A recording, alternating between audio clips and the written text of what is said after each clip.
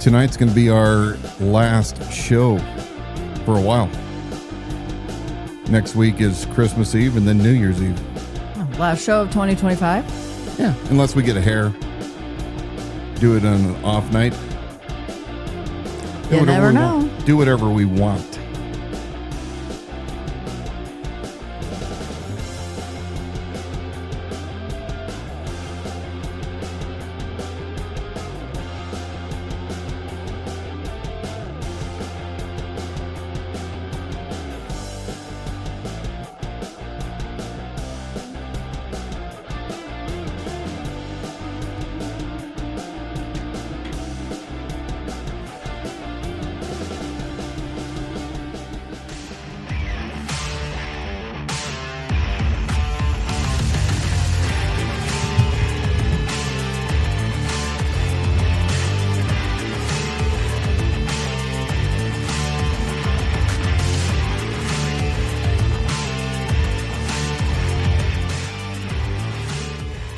Welcome to the Liberty Without Compromise live stream broadcast. We are the only live, local, liberty-minded program here in Kootenai County where we expose the political power players, politicians, religious leaders, social influencers.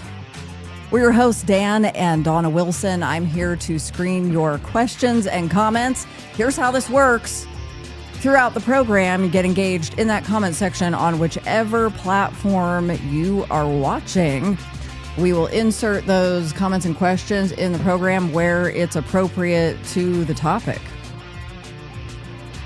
If you're watching us live here tonight, not back on the replay, make sure to share this live stream to your page or profile so more of us in the community can join in on this important conversation tonight.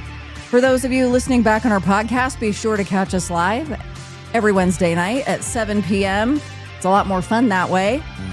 A reminder, opinions expressed are ours only, not necessarily that of any of our advertisers, sponsors, guests, or affiliates. Tonight on Liberty Without Compromise, we're covering 3 developments that raise serious questions about power, accountability, and silence in Coeur d'Alene in Kootenai County. First, we're joined by retired law enforcement professional BZ to break down the rapid expansion of flock license plate reader cameras and surveillance technology, how these systems are being used locally, what safeguards are missing, and why transparency matters before surveillance becomes more normalized than it already is. And then next, we'll expose newly obtained email records that suggest a Coeur d'Alene City Council member may have inserted himself into communications between police leadership and Pastor Paul Van Oy during an investigation and a public records request. That raises concerns about political interference and backchannel coordination.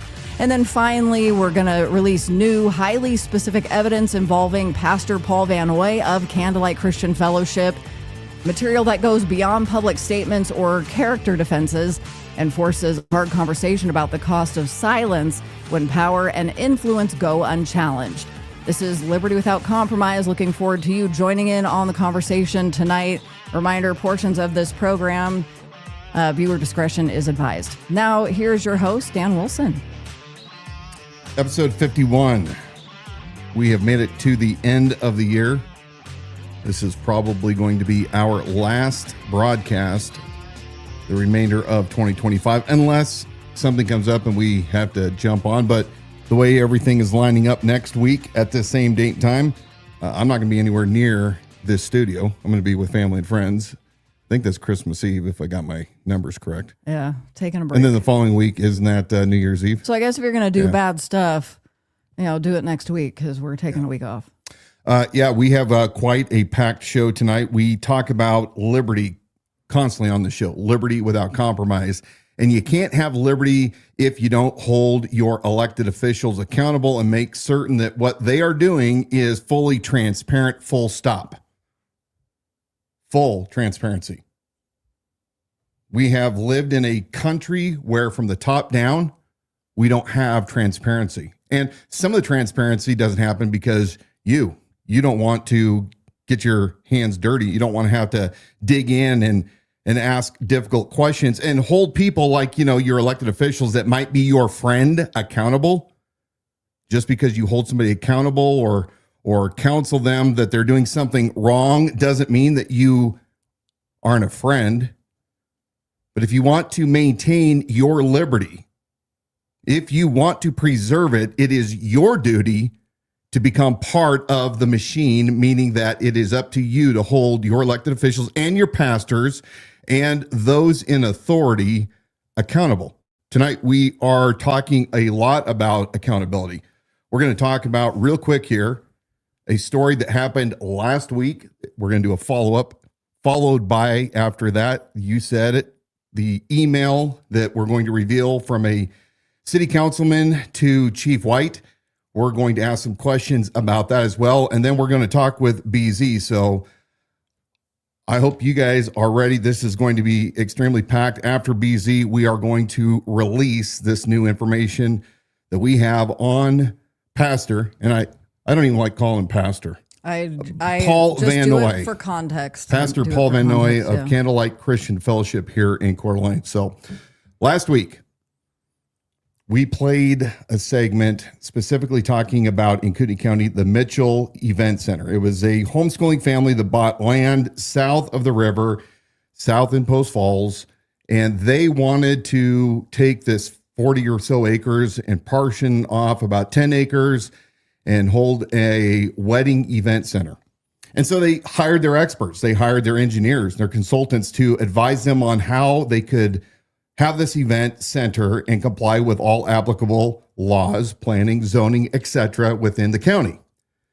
And as everything was being reviewed by all county agencies that are stakeholders, like Post Falls Road Department, Kootenai County Fire and Rescue, Kootenai County Sheriff's Office, and so on and so forth, each one of these agencies has the ability to look at what's being presented and then to offer whether or not they have no issues or they approve with certain conditions to be met. Well, last week we played a video back on 12/4. There was a hearing at the Kootenai County building, a hearing exam meeting on this proposed center.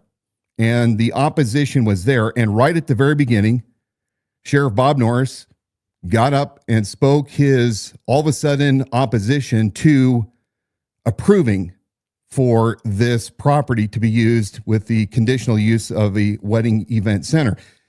And we showed you that soon after that, David Lou Cummings, the former Fed, the one that has her hands in everything along with her husband, where we don't know whether or not she's still active or on contract or who she's informing on what she's doing. She's also heavily involved with Paul Van Noy, as you have heard in previous week episodes, undercover audio of her and Paul. And I surmise that, it was very odd that Sheriff Norris all of a sudden made a reversal due to fire, danger, and evacuation, as if he didn't have that information earlier. Well, I did some checking, and the Kootenai County Sheriff's Office did not want to give me my information. In fact, they continued to obstruct me. And I finally did an end run and went to the building department, and I got exactly what I was looking for, which is evidence.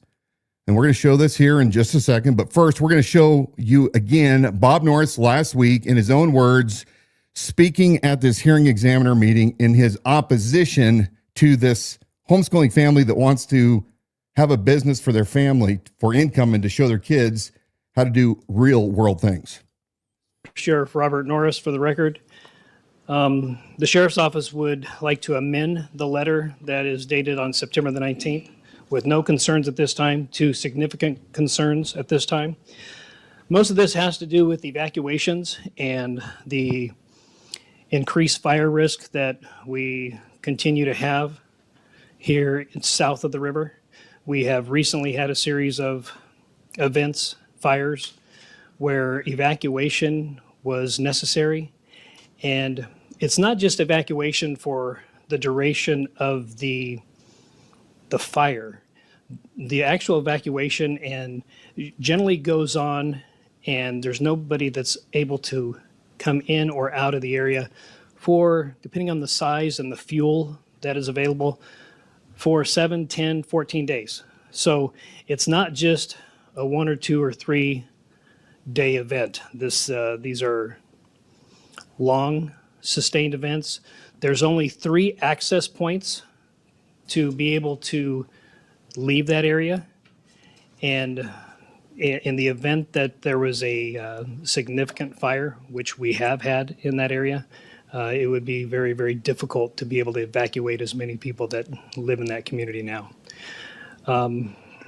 So that's, we will be writing a letter to articulate those concerns, but the evacuations, which is the responsibility of the sheriff, I'm very, very concerned about the fire risk, the engraver beetle action that we see south of the river, Beetle. that increases that risk, and evacuations for that entire community. Okay, so let me so get this straight. empathetic. Let me get this straight. So he listed September 19th, I believe, was the date that they had no issue. And then by the 4th of December, all of a sudden, Bob Norris himself is, because Bob Norris, I mean, he's a factual son of a gun, isn't he? Yeah. And it's always trust the science with the dude. You remember when he was telling everybody during COVID to quit gathering in groups more than 10 and to social distance, trust the CDC? A tongue lashing. Yeah. I mean, this guy is, concerned about beetles and what they can do and make the trees all, combustible. And they could have evacuation periods up there for greater than 7 days. I mean, because, all of us, we all live in unincorporated areas where it also is, forest. And I gotta jump in on this one. We'll skip over it, but so he's worried about the beetles, but he's not concerned about human trafficking. Yeah, that's true. Yeah. He's worried about the beetles, but not human trafficking. Yeah. But there's kind of a little problem here. I'm pretty certain that the data sets, the science has not changed from September to December. So what is the real reason that Bob Norris is opposed to this? Well, my sources at the county tell me that about an hour and a half before that hearing on, December 4th, Bob Norris announced to building officials that he was going to show up and speak about his opposition, his newly found opposition. I pulled some shots again because I want to remind people about your sheriff and the deals that he does with his friends. Remember his friend David Lou Cummings, and I cut myself off earlier. David Lou Cummings, as we showed last week, his friend, his advisor, she's involved with his helicopter program. Her husband, David, is the chief pilot for the Kootenai Regional Air Support Unit. Well, guess where they live? Let's pull up that slide number 1. We're going to go through a couple of these things real quick here. What you see here is this is a website, kind of an interoffice software, if you will. And when the different agencies have to review these proposed uses, it goes through and everybody gets to make their comments. And so if you see on this data set here that on 9/18 it was created, so it was sent to Kootenai County Sheriff's Office, and by 9/19 you have the comments, no concerns at this time, Kootenai County Sheriff's Office, Captain Deke. Well, go to slide number 2. Kootenai County Fire and Rescue. I mean, these are the guys that know about fires, right? They're the ones that are out there actually dealing with the fires. The project will be required to meet the following.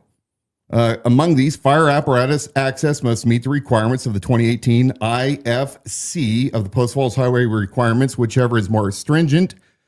This conditional use permit is approved for outdoor assemblies only. Fire apparatus turnarounds must be signed, no parking. Okay, pretty easy. Otherwise, no problem. They don't say anything about evacuation, by the way. Post Falls Highway District, page number 3, October 15th. We have the following comments and requirements for your consideration in your review of that plat.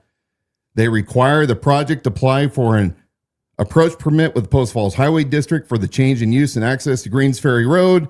And they require a project to provide a trip generation letter according to requirements in the Associated Highway District Stands Current Edition.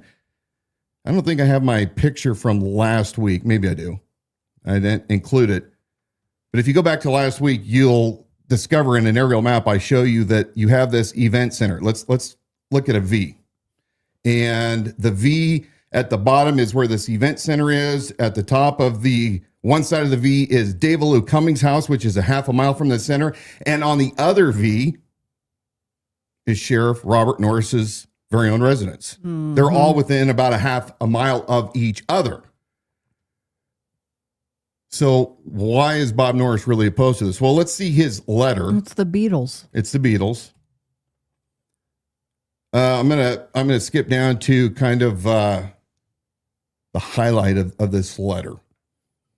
He says, additionally, should a fire incident occur at the proposed CUP site or the surrounding area, the sustained presence over multiple days, weeks would be put a significant strain on the sheriff's office resources to provide public safety and fire scene protection until fire suppression is completed. The resources needed to provide coverage there would additionally and undoubtedly strain other law enforcement calls for service in the rest of Kootenai County. Because I don't know, when have you gone to a wedding that lasts 7 days or more than a couple hours? Yeah.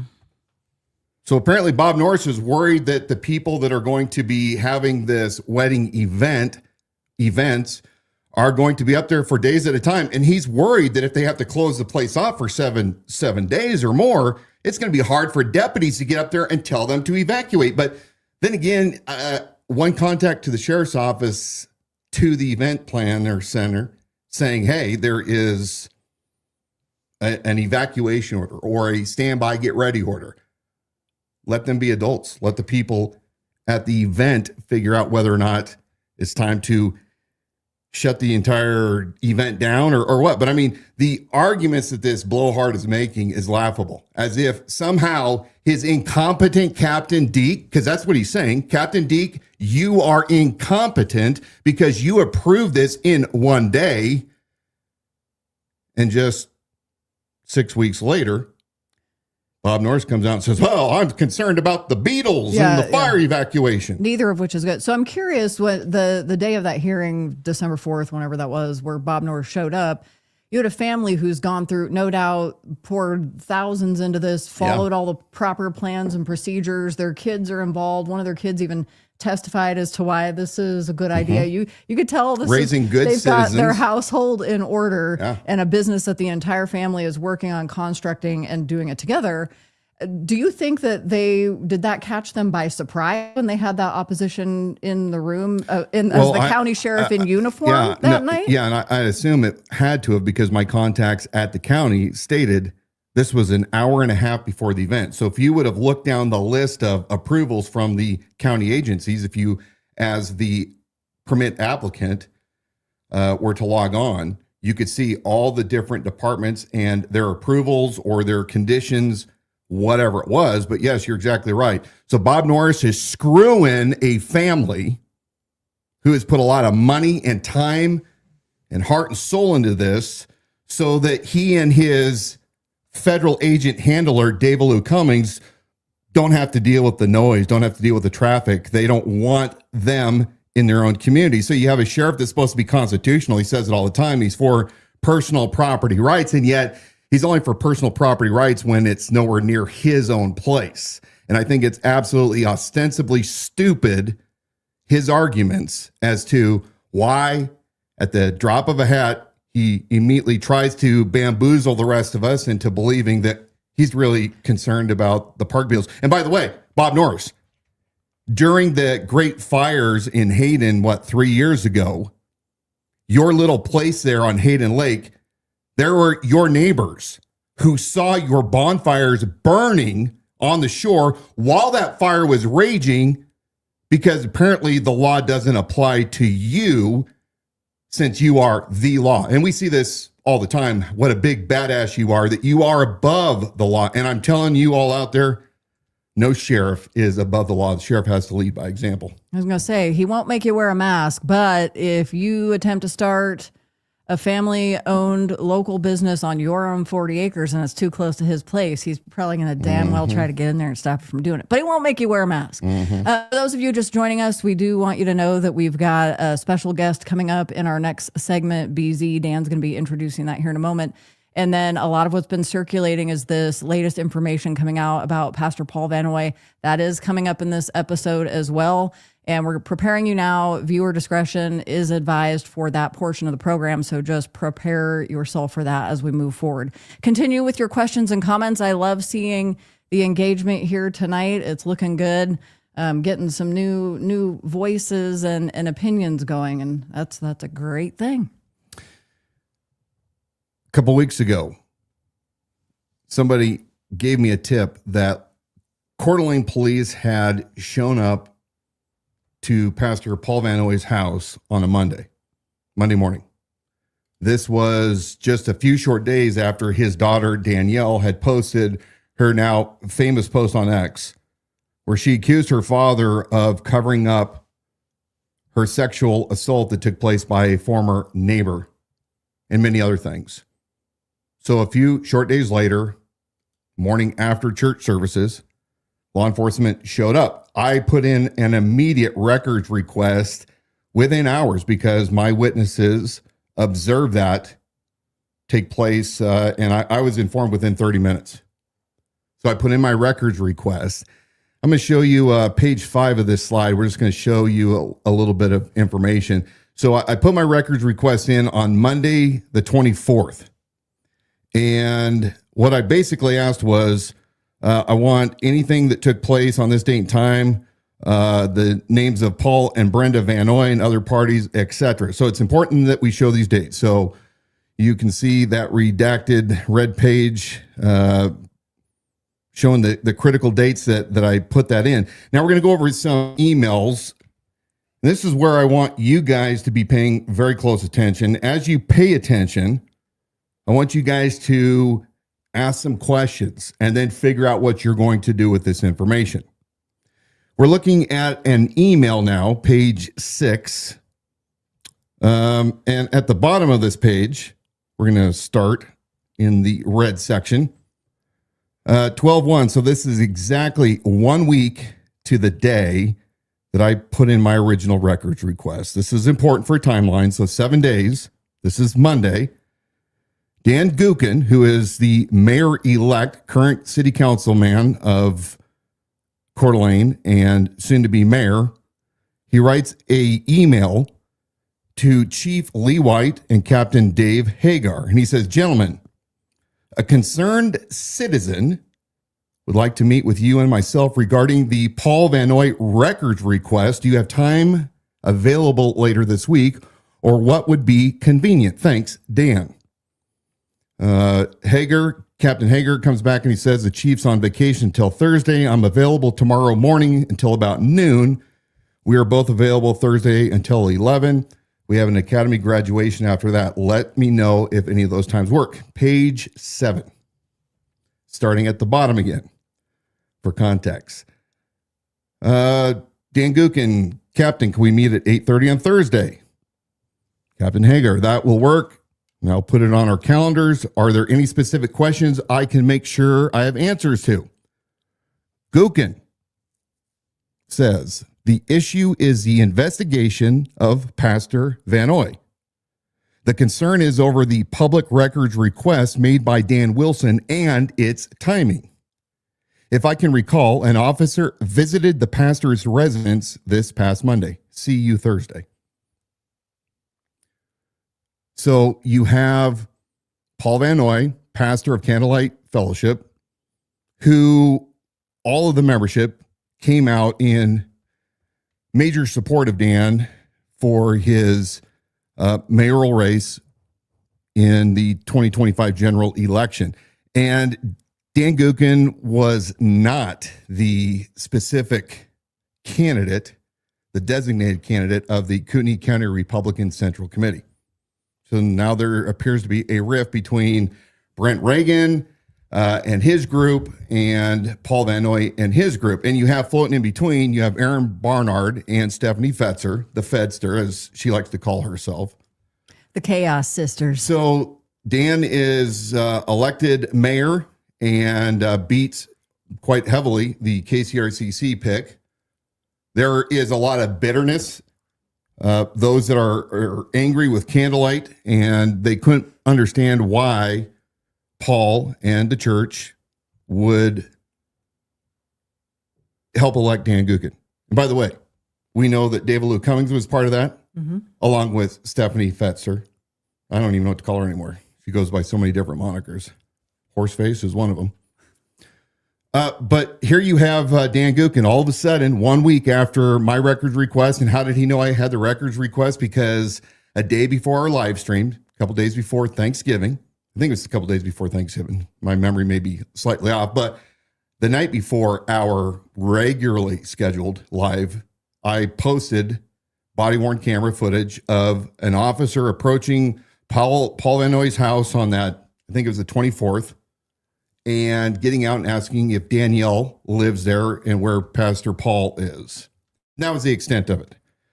We showed that the next night on our live stream, but you have 1 week, and now you have a soon-to-be mayor coming to the chief of police and his captain and saying, hey, I have a concerned, Stephanie Fetzer, concerned citizen that is wanting to meet to discuss the timing of Dan Wilson's record request and release of the information.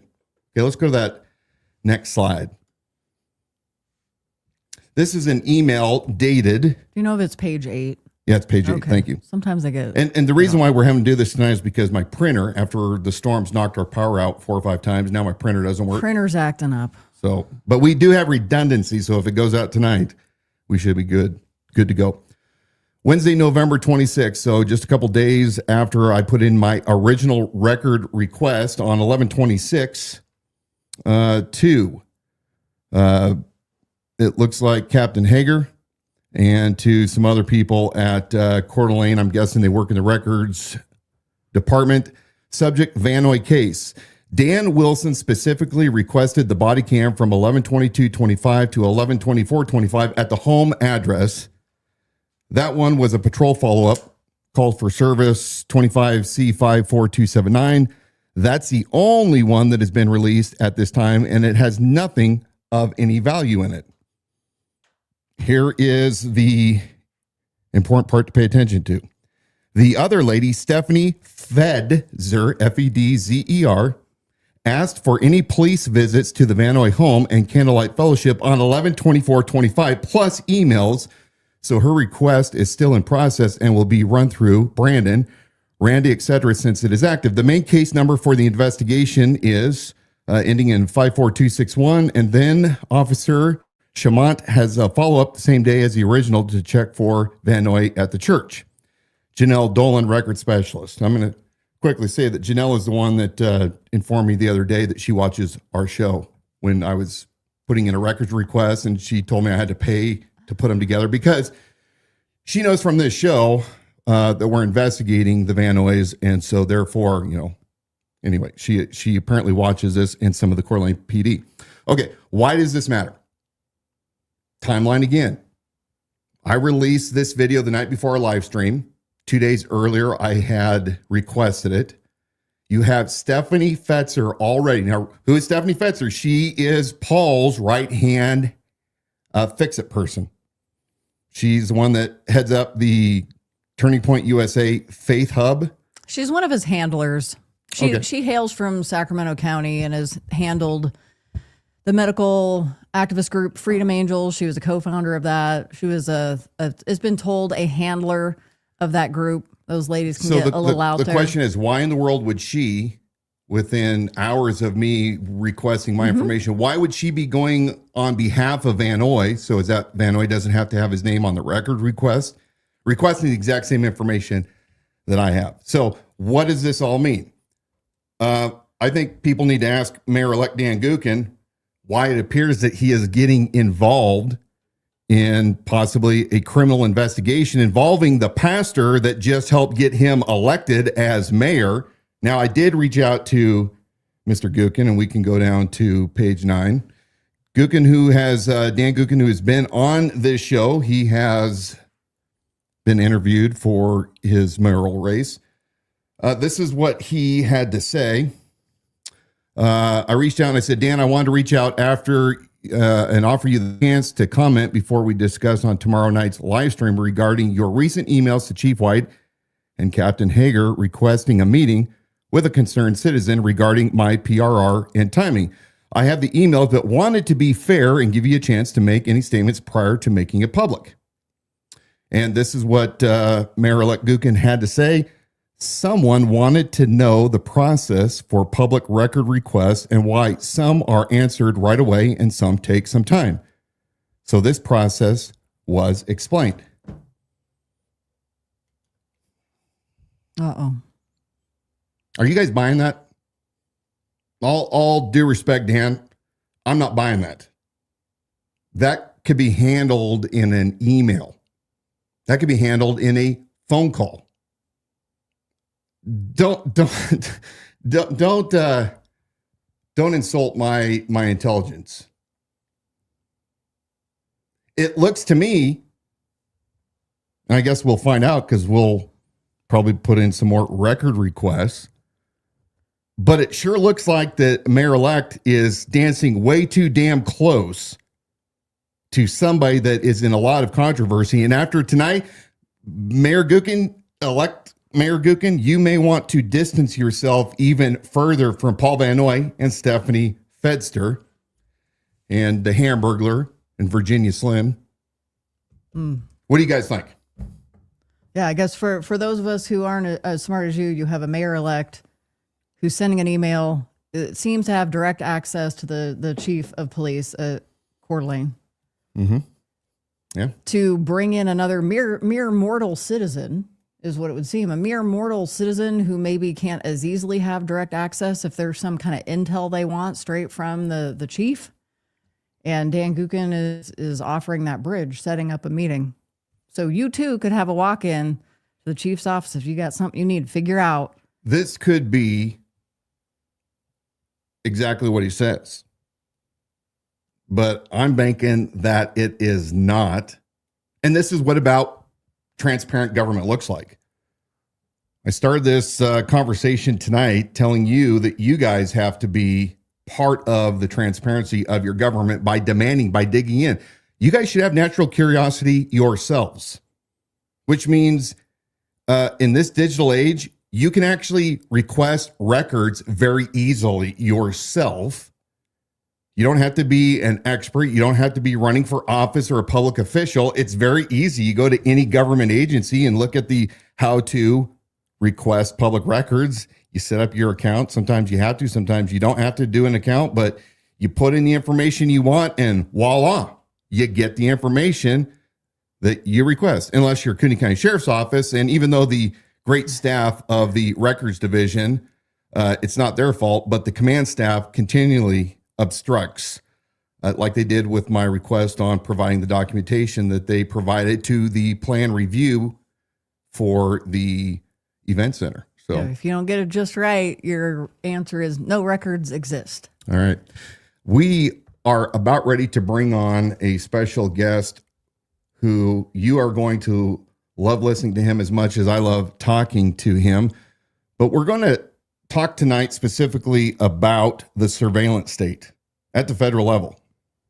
Many, many weeks ago, we discussed Palantir and flock cameras and Motorola LPRs. And Palantir's design, their huge funding, billions of dollars from the federal government to start gathering data across every different sector possible. Medical, public records, DMV records, all of it. They use their software foundry.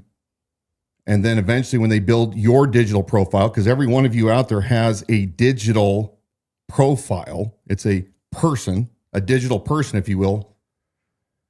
They use Gotham, and they use Gotham to start looking for pre-crimes. Well, we're going to talk tonight to an OG, my friend BZ. But before we talk, we're going to play this video that was released just a few weeks ago on YouTube by these guys who know how vulnerable these flock cameras are. Flock cameras, by the way, that we are using in this vicinity. We're going to have a discussion about all things surveillance state and privacy. So let's watch this video, and then we're going to bring on BZ. Of me recording this, there are 47 security issues covered, with the vast majority listed in the white paper. In this video, I'm going to be showing you 6 of them. Over the last summer, when doing research for my first video on this topic, I started poking around to see if anyone had done an independent audit of flock safety or related services. This naturally led me to the dark web, where I have access to some semi-private communities dedicated to hacking and open source intelligence. Some of these communities have well-organized marketplaces for breached data, credentials, exploits, and all that stuff. And that is where I found this. Please excuse the poor English translation, but these were law enforcement flock safety accounts for sale with escrow protection by a reputable vendor. And a few days later, the listings were removed in a way that suggested that someone had bought them. Not long after that, I got in touch with a professional security researcher regarding other things on this list, and what do you know? He found something very similar on the dark web. So in the cyber industry, there are things called access brokers, and some people specialize in government agencies or maybe local law enforcement. I started digging more to find out where these accounts could have come from. Were they bought or stolen off of a police officer or a flock employee? Or just maybe flock safety had some security vulnerabilities. The most significant and troublesome and mind-boggling vulnerability on this list was discovered nearly a year ago. Late 2024, I stumbled down a rabbit hole, and then probably a few nights later, was messing with the buttons and the dip switch, and then was able to figure out how to get a shell on it. Yeah, so I'm John Gainsek Gaines. Professionally, I've been in the offensive security field for over a decade. Obtaining shell on a device means that you can remote control it, exfiltrate data, and escalate privileges, which is exactly what John did. As detailed on John's blog and formerly published paper, John had found a user named Cager on social media who was trying to recreate some of the disclosures. He reported that by merely pressing the button on a device in a particular sequence on a flock safety camera, a wireless access point is created. Hey partner, don't do any of this stuff unless you can legally acquire a flock safety camera. If you do this to one of the 80,000 all over the US of A, you'll be put in the clink. First thing you're going to want to do is go ahead and press the button to turn on that police camera. Then press the button on the back a number of times I can't disclose in this video. There she is. The flock wireless access point. Go on and connect. Send a command to enable ADB. Connect. And now you can connect to the flock safety device and access its data. Or install whatever the hell you want on it. Have fun! This, along with John's previous discoveries, are encapsulated in an easy-to-use tool that he made so even a novice user could obtain full control of the cameras. We let George Cheedy from The Guardian do the honors. The longest part actually is waiting for the hotspot to turn on, but realistically in about 5 seconds. And in fact, with the compute box, you don't need to hit the buttons because the USB-C ports are exposed, so you can just plug in a rubber ducky and then walk away. A rubber ducky, sometimes referred to as a bad USB, is a USB drive that a computer or device detects as a USB keyboard and then execute scripts called payloads. One can make a device like this for as little as $5. This quite literally raises the limit of how one could use flock safety devices to their imagination. You can clone or decompile the apps. You could send the video stream data to a remote server. You could use it as a botnet client for malware. You could have it capture Wi-Fi handshake credentials and do middleman or honeypot attacks, or replace or modify captured footage or images. And if that is the case, this could bring into question the integrity of the data being used as admissible evidence in court, like in general, unless of course a prosecutor could prove that a security breach wasn't detected. And about that. The apps that are installed that are custom of the vendor all have debug enabled, which on these types of devices, on Android devices, means that you can pause them in runtime and modify the memory, right? Which gives you system injection. System can write properties, and in this case, there's one that you can modify, a cleanup script that is ran as root. You can consider it either a wireless RCE or a gated wireless RCE that goes from no access to root, which is the worst case. This means that malicious code can be installed and executed outside of the operating system. So like when you first turn on a computer and see the BIOS screen where the system does its little self-check, it could exist right there, acting as a superior to Windows or iOS or whatever it is that you're booting into.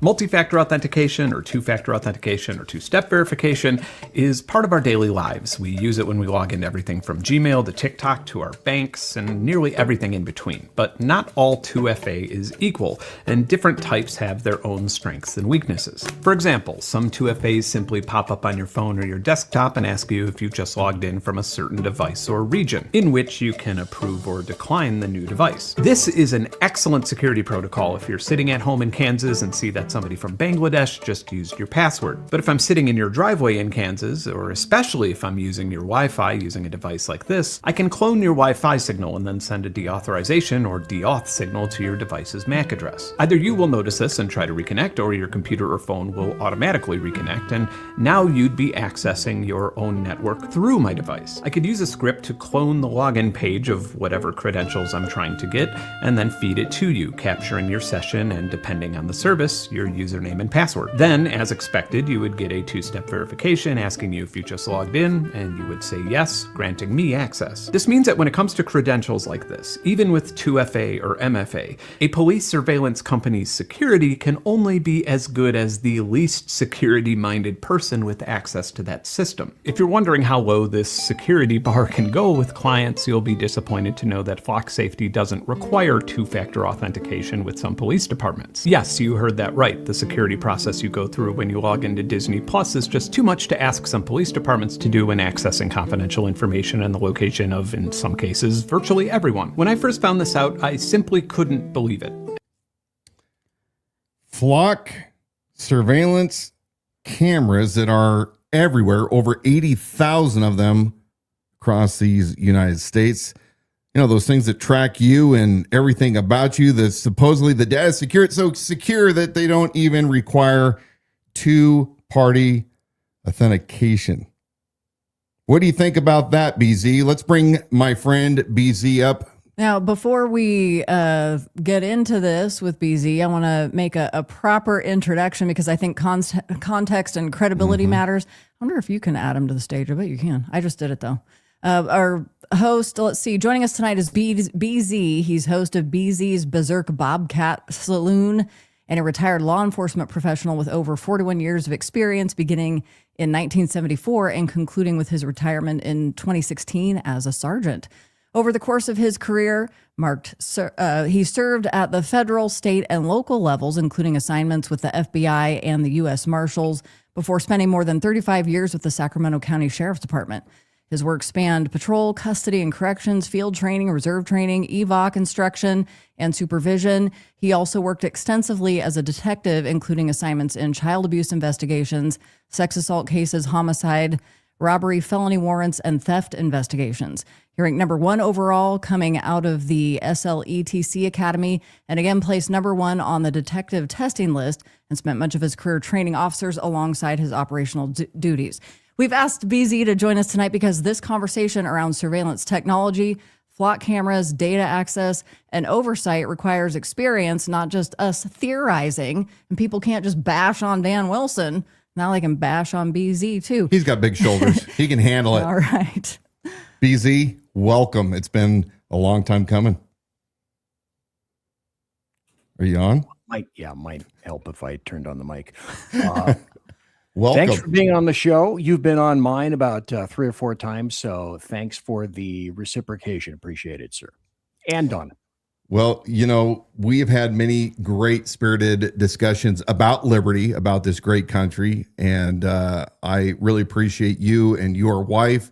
Of course, you guys supported me also during the campaign for full transparency, but you are one of those guys that has been there and done that. You did it for a very long time and you retired, still fully dedicated to the Bill of Rights, to the United States Constitution. Now, when we were just watching this video that came out a couple weeks ago on these dudes, it's about a 45-minute video, how easy it is for guys that are motivated, bad actors, black hats, so to speak, to hack into these systems and use them for nefarious reasons. Tell me again why it is that the United States is suddenly in love with allowing law enforcement this kind of power. Well, it's not suddenly. It didn't just magically appear. It started back in 1991, 1992, right around there with the Patriot Act, which is one of the most reprehensible acts that I can possibly think of. 92 or 2002? Excuse me, 2002. Right. Thank you. Yep. Following 9/11. But LPR stuff started basically in 1976. The British began that, and it was used specifically to combat terrorism. And then instead of using it to identify, say, a stolen car or something like that, In the UK, around London, they had in 1993 something called the Ring of Steel. And the Ring of Steel was around London using these cameras in order to help stop terrorism. So that's the original source of that. And then it completely expanded. It blew up. And basically, you can use this. I should say, let me backtrack just a little bit. This came to my attention. Everybody's got a guy. I got a guy in cybersecurity, and I still have a couple of people left in a federal agency. My cybersecurity dude for NCX Group down in Southern California identified Flock to me. And of course, as he has said any number of times, if it's digital, it can and will be hacked. It's just a matter of how many minutes, days, or sometimes even seconds before that occurs. We're seeing that in real time right now. Back in 2013, Russia under Sandworm hacked into the Ukraine power grid and completely took it down. And then if you remember 4 days ago, Russia did the same thing again, took the power grid down in Ukraine. Anything that you can access, anything that's digital can be compromised, and it will be compromised. I sat down with, and this was so long ago, I don't even recall the name of the manufacturer, but I was in charge of EVOC, the Emergency Vehicle Operations course, for my department at the time. And as such, some people had me sit down on a board, and an LPR manufacturer came and talked to us back in, like I said, I think it was 1998. It was a panel. I was a rep of EVOC. And they were there to pitch LPR to the department. And they said, of course, one of the first things out of their mouths was, well, our equipment is completely secure. And I said, yeah, okay, I will probably assume that it's secure from the citizens. What about the dissemination of information? What about that? Who gets that? And he said essentially, well, whoever you want within technological limits, local agencies, state agencies, other states, we're working on national. But wait, we're not doing that right now. Cat out of bag. And I said, okay, so what's our cut? How much does the department get for the distribution of information that we collect? More importantly, how much money do you get as the manufacturer for selling our information? The fat guy said, even back then. And so there were a host of arguments and deflections, and the manufacturer left, and I was taken aback by certain personnel in my department saying that you appeared to be rather rude to that individual. And I said, no, I'm just doing what I call the logical extension, which is if you open a door, how many people are going to walk in behind you? This said with identifying my fact that I am a little L libertarian. I'm not a big L libertarian because, quite frankly, they suck. Unless you want hot and cold running drugs all the time and a completely open border. But my little L libertarian bent leans towards privacy. And so when I, working in detectives, for example, had to get a warrant for fill in the blank, then I made sure that I had to get, depending on where I was, I had to get an arrest warrant, a search warrant, a governor's warrant, a UFAP, whatever that is, whatever it is that was needed. And because I was obligated by law to do those things, I feel that it's incumbent upon everybody else to pretty much do the same damn thing. And some people would say something, what I think LPR and Flock is going towards is the constant 24/7 monitoring of anybody and everyone, not just limited to automobiles, but anything that can be tracked. Anything that can be tracked will be tracked. California, always spelled with a K, is coming up with license plates that will track you in order to make sure that they track your mileage, for example. Stuff like this just, to me, demands corruption. So there is corruption, there's loss of privacy. And usually one of the first arguments I hear is, okay, well, if I'm not doing anything bad, why should I care? Mm-hmm. And one of my initial responses is, because I'm curious as the government, why shouldn't I be able to enter your house? It may be your house, but perhaps temporarily, maybe snoop around your backyard, your garage, because I'd kind of like to. It'd be fun. Hey, there's no reason I shouldn't be able to put a drone up over you, even though you're not accused of anything.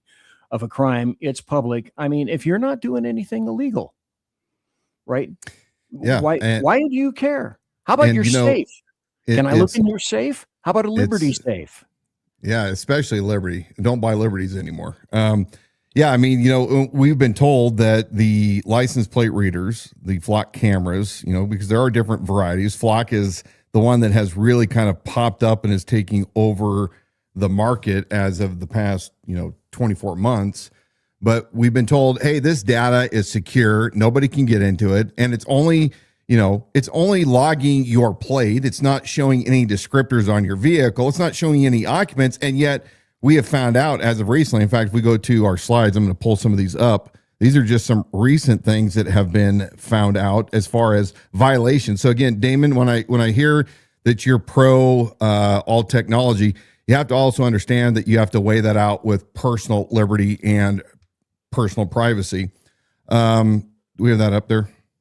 It is up there. All right, thanks. Yeah, it is up there. I want to reintroduce, because it had been a little bit that we're talking tonight with BZ from BZ's Bobcat Saloon. And I put a QR code up in the corner that links to the playlist of his show there on YouTube, so you can subscribe to that channel there.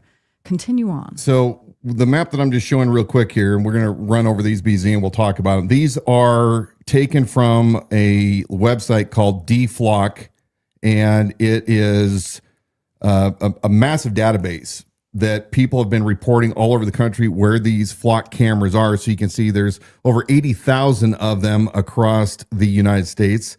We'll go to this next slide. Washington courts rule that data captured on flock safety are public records. So, your neighbor can actually get records on you and your car if they're motivated to look. Cities are finding out that flock data is not secure, it is not safe. In fact, the feds have been caught accessing without permission from local agencies, tapping into their feeds so that they can track people, that they can conduct their investigations. It goes on and on and on. Oakland police hit with another lawsuit for sharing license plate data with the feds. I mean, this is not the world that I want to live in, where the government can track me wherever I go. And Damon, I want dangerous liberty over any kind of certain security. I don't want people creating any profile on me. I will take the dangers. In fact, I think the government, by and large, is now creating many of these dangers in order for malicious people to eventually take our sovereignty away. Here is this guy, Alex Karp. He is the CEO of Palantir. Palantir was originally started right after 9/11, around 2003. The CIA tried to get what Palantir is going, which is a massive data collection, aggregating entity. And Congress said, no, you're not going to do that. So what did they do? The CIA funded these private corporations who came up with, like Palantir. So Palantir is most likely, I believe it's a CIA organization. Billions of dollars in government, federal government, and Department of Defense contracts. I know Damon says he's used it before. I'm certain it's cool. You have Larry Ellison right now that is also part of this big techno push to enslave the people, to digitize everything. And then, of course, you have the Godfather himself, Peter Thiel, who is very close with J.D. Vance, technocrats. So again, BZ, these are just some of the examples of invasion of privacy and problems. What do you say? You are there, you exist for corporations, et cetera, to be monetized. And not only are you there to be monetized, you are the product itself. If you think something is free, it's because you specifically, for example, with social media, you are the product. You are the thing that's being sold all the time. And once it exchanges hands, the exposure to bad agents to do something with all of your information, it becomes exponential. And so much of our privacy is gone. Where or when, might I suggest, are we going to draw any kind of a line? If I, as a law enforcement agent, had to work within the rules, even in California, we had any number of evidentiary rules that we had to operate under. The federal rules of evidence are much looser than they are in the state. But if I had to go get a warrant, then everybody ought to be able to go and get a warrant if you've got a sufficiently strong case. Absent a sufficiently strong case, stay the hell away. You're not there to bluff. You're there to make sure, as a law enforcement officer, that you're doing the job that you swore an oath to do, to uphold the law and protect this nation and it's the Constitution from all enemies, foreign and domestic. And sadly, we have a sufficient number of enemies, in my estimation, from without. We have a burgeoning supply of enemies that are coming from within these days, and frequently they exist within the government. There isn't anything right now that isn't being kept, and the reason the Utah Data Center by the NSA was built is because it's there to exist only as a repository for every kind of digital record that you could possibly think of. It processes emails, cell phone calls, texts, internet searches, flock cameras, you name it. If it can be digitized, it is and is already being kept there under the auspices of the Patriot Act. But apparently they can't figure out who was tied in with Epstein, right? No, of course. And those that are stealing children. But I believe the good of surveillance is the lesser evil. Okay, so you want to exist in West Germany. Go ahead, my friend. You might want to consider the Stasi. Are we going to have law enforcement on every corner? I suggest not. That's not the kind of free nation that I would care to exist in. And there are so few things that you can do. I am so blessed to be living in this state. I am an evil interloper from California. However, I'm just to the right of Vlad Tepes, so I brought my Vlad Tepesism with me. That's Vlad the Impaler. And I brought my conservatism with me, and I brought a little bit of some libertarianism with me. Those of you in Idaho, you have no idea, unless you've lived behind another curtain, behind enemy lines somewhere, as if from the state I came from. Count your blessings, and count your blessings that you're free. You're not that free that much longer. And it's almost any chip or chink in the armor like this, like these cameras, is something to which I will continuously rail until I cack. You know, we saw the abuses, the attempted usurpation of the Bill of Rights back in 2020 during COVID. And people were being kicked off social media for comments.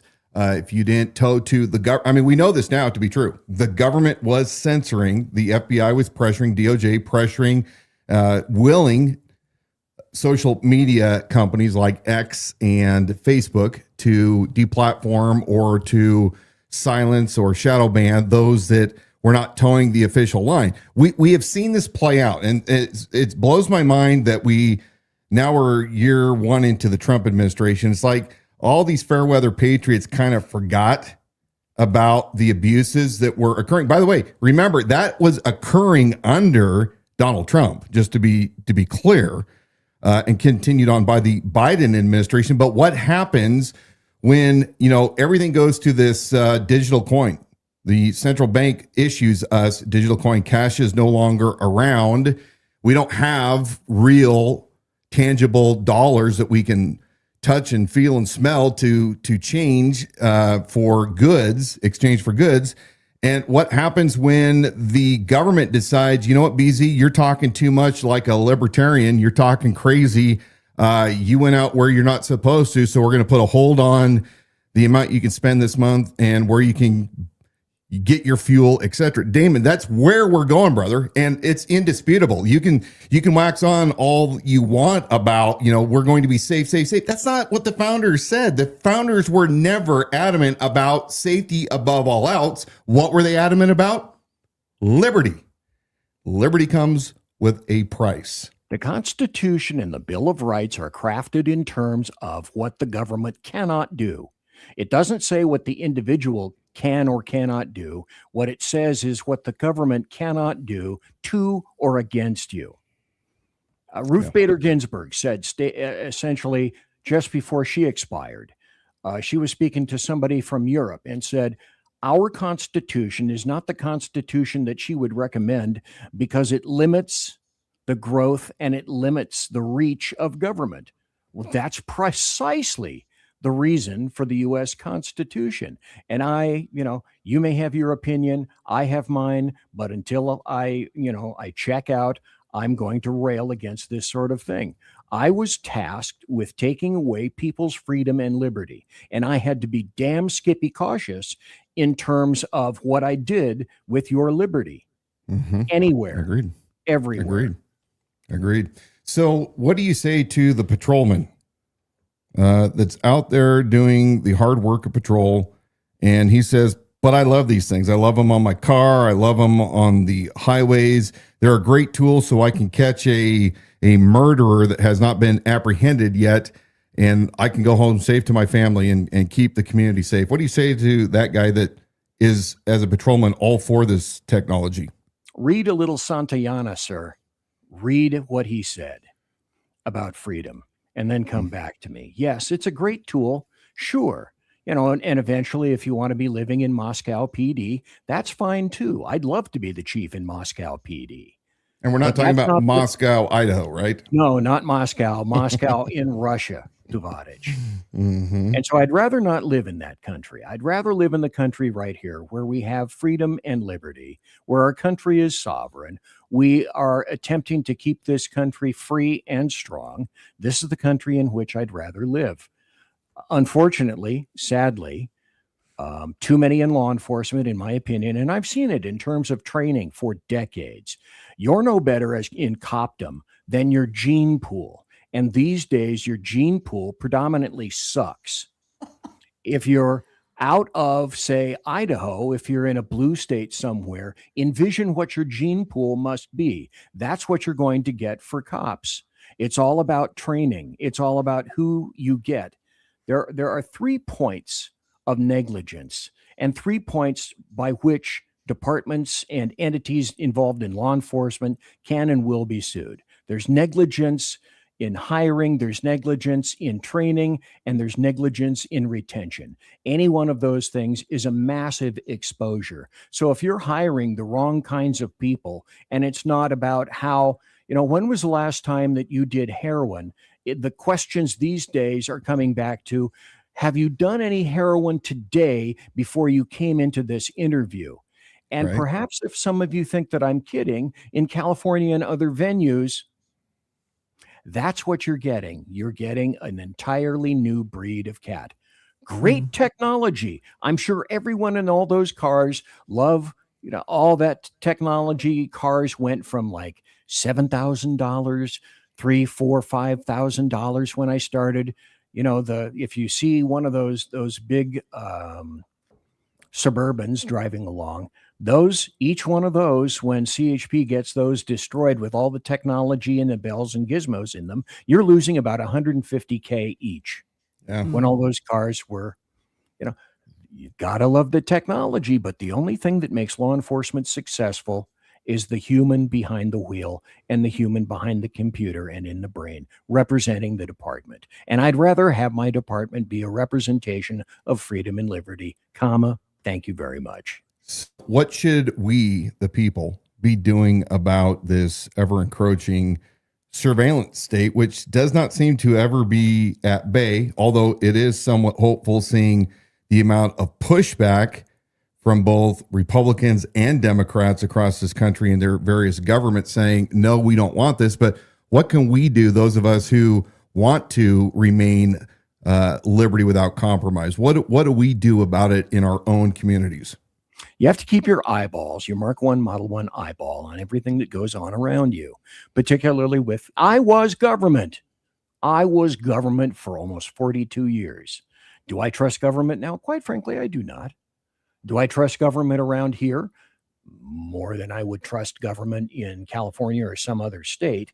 Touche. But you must be aware there are people that are out there right now that I'm sure are listening to this show, maybe not listening to this show. I don't want to insult your audience like that, but other people who couldn't tell you the difference between a police department and a sheriff's department. In Washington, there is no difference. Sheriffs are elected.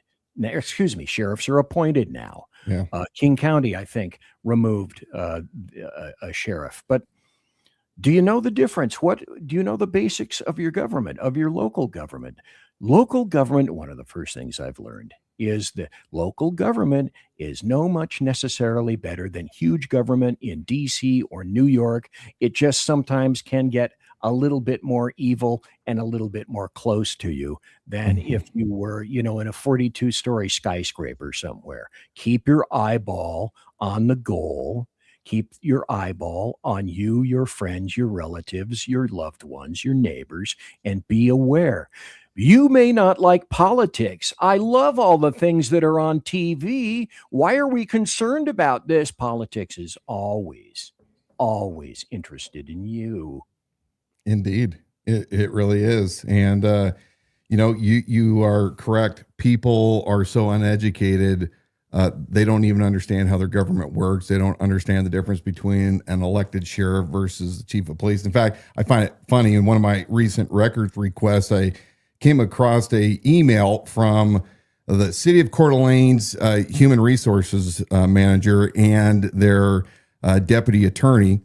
And it was regarding Mayor Gookin's social media page. And he was discussing about, Chief White resigning here at the end of the year, first part of January. And there were somebody that made a comment that said, hey, to Gookin, hey, if anybody supported Dan Wilson, I absolutely, question their sanity, and nobody that supports him, he should never be chief of police, blah, blah, blah. Well, the guy obviously doesn't understand that, number one, I wasn't qualified to be a chief. But number two, I thought it was hilarious that apparently the city attorney had to clue up the human, not human rights. Resources? Human resources manager. Like human resources. To let her know that can't happen. But not how that works. It is very true. I mean, people that even work in government don't understand the basics of how our system runs. They don't understand the checks and balances. And it amazes me that as much as people have endured, look at how many people like you have come from California to Idaho. Shouldn't those people be invested in how government works so that they can keep Big K California from Idaho? Well, the problem with that, I'd like to address the comment that Damon made in chat. He said local government is far better than DC. Did you live in California, sir? Did you live in Sacramento, sir? Did you live in Los Angeles, sir? Did you live in DC, sir? Did you live in New York City? Those are local governments. Those are state governments. The only difference between local and larger is the vast sums of money available, but it's all about grubbing for power, control, and money, period. End of statement, no matter where it is. Now, in Idaho, it's less. Now, you mentioned people coming into this state from out of state. It's like certain personnel of a certain religious group from certain countries coming in here and expecting that we're going to cater to them. That's not going to occur. Yeah. Unless numerical superiority, for example, is acquired. That's a story for another time. But people from California, always spell it with a K, coming here, didn't like the conditions and surroundings that they themselves created and then expect to come here and poop in our toilet as well. I consider Idaho mine. I left that state for a reason, but I brought an altogether different philosophy and mindset with me when I came here. And I came here to do good. I didn't come here to take advantage of free crap. I didn't come here to take advantage of anything that doesn't involve not free entitlements and give outs and handouts and whatnot. I came here to see, well, number one, to get away from the insanity that's reigning supreme over there in basically any other blue state. But I came here to make sure that I could tamp the lid on people who are insane. There's no reasoning with people who are insane. I'd rather keep the insanity over there. Thank you very much. And I love my freedom here. You know what convinced me, Dan, that I was in the right state when I first began looking at homes? I'll tell you if I might. Yes. The number Please of tell me. rooms and benches where people were creating their own ammunition and where they had their own gun safes. And when I saw that, I said, I think I've found my new state. Indeed. BZ, where can we find you? And when are you broadcasting these days? Oddly enough, strangely enough, I'll be on tomorrow night. I'm on Tuesday and Thursday nights at, the only thing that people care about right now is 8 p.m. Pacific, because we're in Pacific time. I'm on for about 2 hours. I'm an acquired taste. Like I say, I'm a little to the right of Vlad Tepish, but that's okay. I'm a taste that you may want. I'm a little conservative. I'm a little vocal. Sometimes some poo-poo nasties slip out, so you have to be careful about that. But generally, I'm a conservatarian, and I love doing what I do. And I must emphasize with great emphasis, once again, I love my state. I love freedom, and I love liberty. Indeed. And that is why I am so close to you, and I consider you such a good friend, you and your wife. We sure appreciate you and your continual push for the truth, for information, and for the American people to remain a free people, and to remember that great document that binds us all together from all of our many different backgrounds and different ideas. We all come together for the same creed, which is the United States Constitution. So, brother, may God bless you. Stay strong and courageous, and we will see you on the flip side. I want to say real quick to Damon. He says thank you to me. I say thank you to you, sir. Thanks for being here tonight and listening to Dan and Donna here. Have a good night. Yeah, Damon, obviously we know that you're a regular on here, and yes, we absolutely respect everybody's different opinions. So thanks for sharing those. This is what makes us great as a country, that we can talk things through and we can convince others based on the solidness of our argument, how we compel others into our viewpoint. Well, I know with Damon, he's, like you said, he's been good dude, a follower for a while. And I think that's a good example of raising questions, having spirited debate. And I've never once observed him going off the rails, resorting to name calling or belittling somebody because they don't agree on their viewpoint. And not even in the program tonight. He said, I hear what you're saying, I just don't agree. And I appreciate Damon's service to our country. Thank you, brother, for that. We have many hard conversations here on the Liberty Without Compromise broadcast. And tonight is going to be another one of those times where we are going to bring up some very difficult things to observe and to hear. Many weeks ago, we had a couple broadcasts where we brought to you undercover audio of Paul Van Noy and Dave Lou Cummings when they met with one of my supporters who was attempting to get Paul to consider me in my run for sheriff. They did this on their own. Monica did this on her own accord.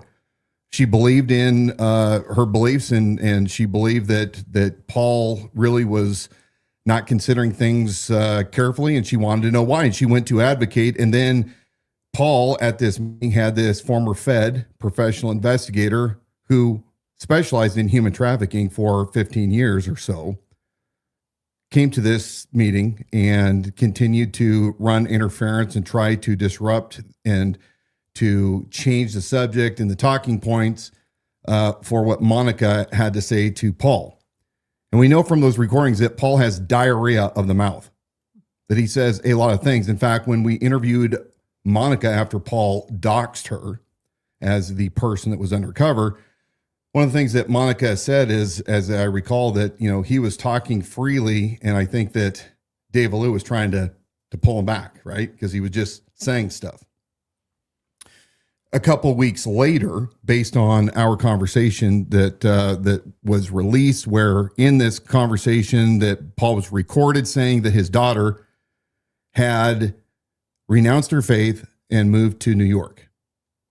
And apparently his daughter Danielle heard this episode and she decided that she wanted to set the record straight. So without any of us knowing who she was prior to that Thursday, when she on X disclosed in a post that her father had, among many things, failed to report her sexual abuse as a minor by a neighbor who was not a minor, and refused to turn him into investigators and covered for that crime against her and many other things.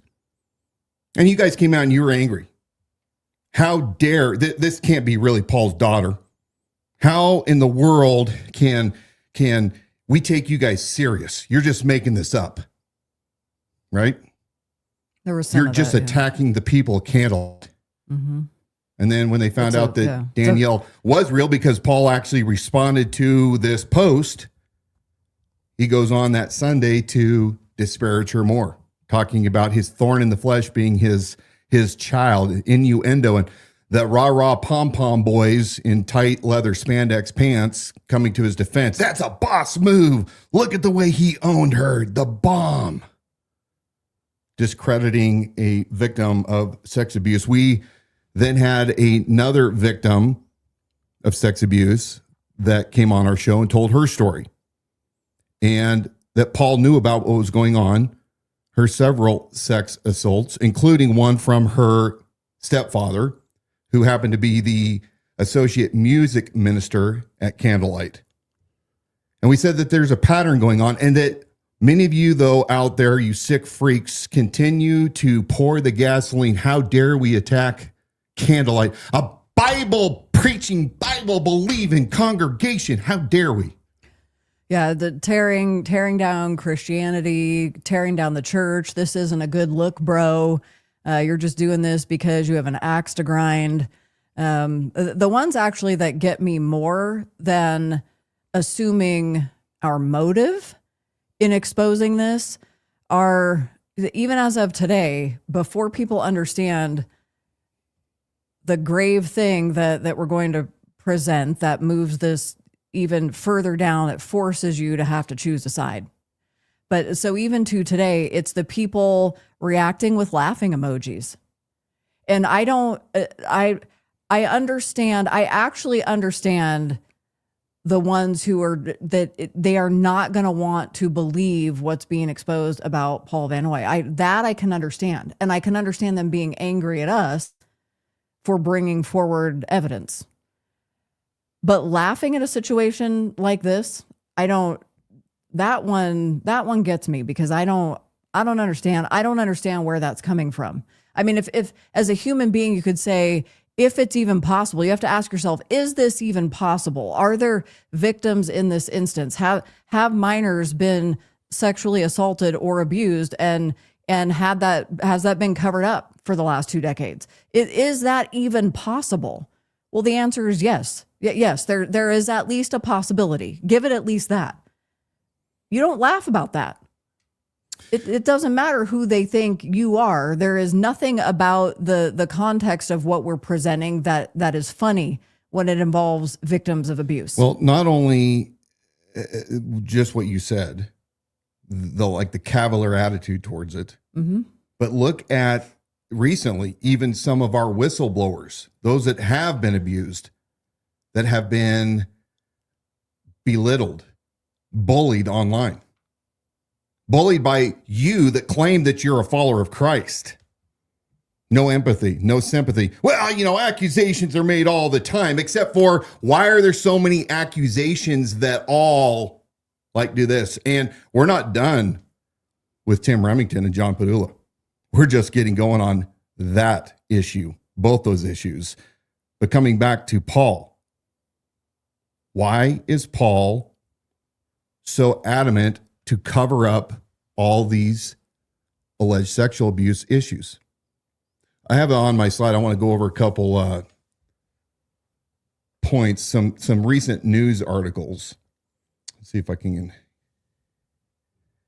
get to page number. I think I got it there for You got it? Okay, thank you. To catch up. Just this year, many of you know the name Robert Morris, Gateway Church, indicted on child sex charges. For years, 40 years, he kept a secret. There were others in his church that knew, others in leadership that knew, that a young Robert Morris was raping a 12-year-old girl when he went to go stay with their parents when he was traveling through on the ministry. Man of God, right? Man of God, 40 years denied the truth. Leaders in his church also, they too were covering it.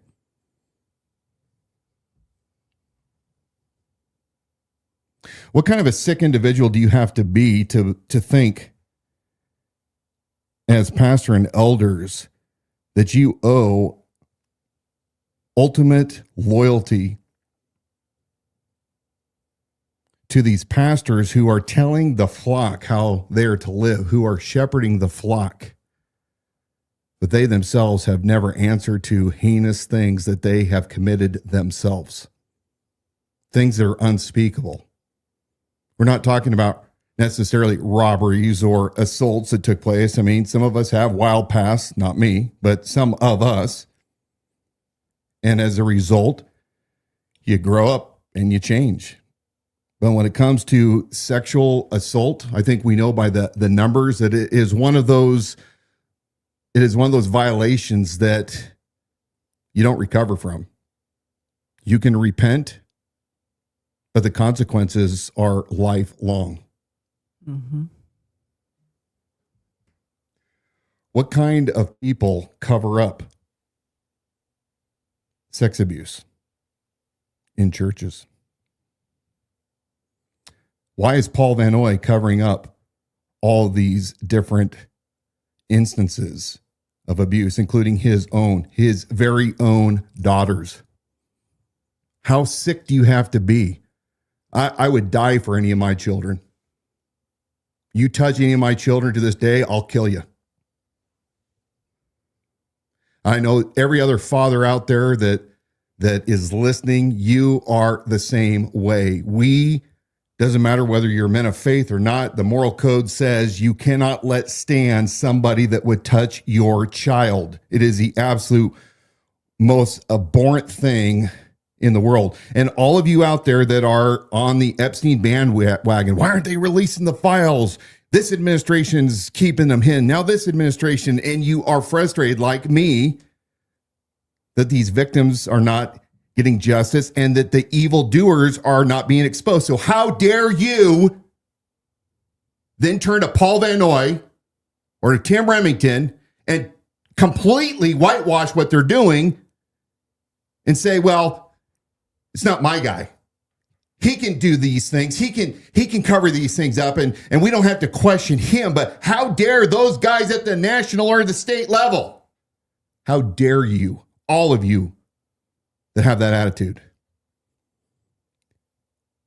We have received so many different sources of information given to us that we are going to begin releasing very damning information as the weeks go by. This is not going to be a massive dump in one setting. This is going to be slowly trickled out, and it's up to you, the community, to start making your voices loud and demanding accountability. If you have anybody in the room right now that you don't want to hear the next thing that is going to be heard over these airwaves, you need to bring them out. We're going to play it through once. We're going to pause it. We're going to talk about it. And then I'm going to let you listen to it again. We're going to make it available for you to download. And then we're going to have a discussion in the comment section before we wrap it up. This was given to us by an anonymous source. I have no idea who this individual is, but we do know the authenticity of what was given to us. The person that gave it to us was so compelled of the nuclear damage by what you're about ready to hear is that after weeks of wrestling, they decided they could not sit on it anymore. So we're going to go ahead and play that right now. If I told you, the senior pastors, the Ministerial Association, Koinonia House, the church I pastored before I came here, the members of this church, everything that I did in my early life, I robbed people. I was a gangbanger. I was a drug dealer. I robbed one restaurant with a butcher knife. I was pastor at Calvary Chapel in Livermore. I was an intern at Capital Christian Center. I have been actively involved in ministry for 40 years. And nobody knows that I molested my next door neighbor's daughter. Truth. I was a teenager. I was a stupid kid. Hey, come over. I want to see your thing. Let me see it. That I robbed people, broke into houses, robbed restaurants at knife point, was a gangbanger, drug dealer. I was a terrible human. A lot was said in that clip of Paul having diarrhea of the mouth. But did you hear him say that he molested his next door neighbor's daughter?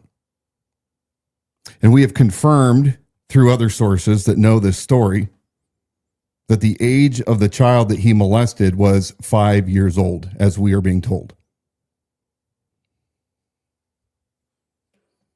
Why is Paul Van Noy not taking care of the many instances of sex assault that are taking place under his nose? Why do you suppose that really is?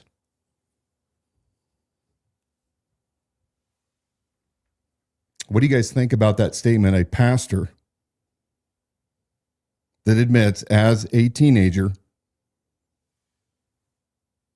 sexually assaulting a neighbor's 5-year-old daughter, and then just kind of laughing it off. Well, I was a terrible, horrible person.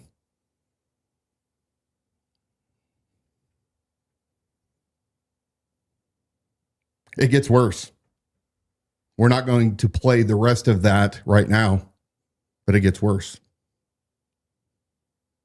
You have a sheriff, Bob Norris, who continually claims that there is no human trafficking taking place. You have David Lou Cummings, a former federal agent specializing in human trafficking, all hanging out together. David Lou apparently isn't smart enough to figure out who Paul is and what he does. Bob Norris isn't smart enough. What the hell is actually going on in that group? Nate Lewis, the innocent, is kicking ass and taking names as he and his organization, the Innocent, go around the country equipping and empowering law enforcement agencies to go after those that abuse children in our own communities. All of you that support Paul, he's our pastor. He's done such good in this community. Well, you know what? Robert Morris from Gateway for 40 years kept his secret. And I'm certain that there are thousands of people in his congregation, in his mega church, that thought he too was doing great things. You know, he's baptizing people and leading people to the Lord and teaching so much great expository teaching from the word. But in the end, justice was served. It was delayed for far too long, but it eventually, because of brave whistleblowers, it finally came to light. Are you going to stand out there, you supporters, and go, well, who cares? He was a kid. Are you going to justify it? It's his own damn words, not mine, not Donna's.